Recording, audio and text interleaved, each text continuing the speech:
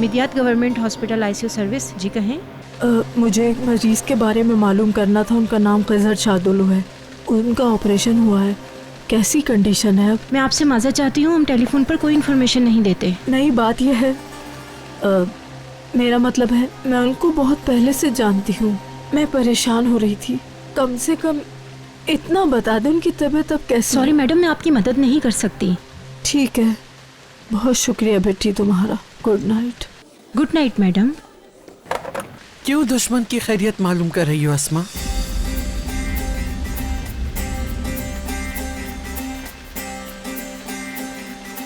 हाँ, बताओ मुझे, क्यों फोन किया तुमने?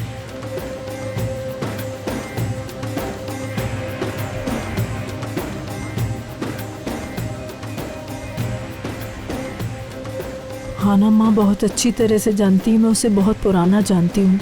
मैं परेशान थी, इसीलिए जानना चाहती थी कि वो कैसा है। तो फिर जान लिया तुमने? नहीं जान सकी। ठीक है, तो फिर मैं बता देती हूँ। मरा नहीं है वो। बुरे लोग इतनी आसानी से नहीं मरते। उसे पहले अपने हर किए का हिसाब देना होगा। और जो कुछ हमने किया उसका क्या? जो सारी जिंदगी कुर्बानी देता रहा हो, क्या उन लोगों का भी हिसाब होगा?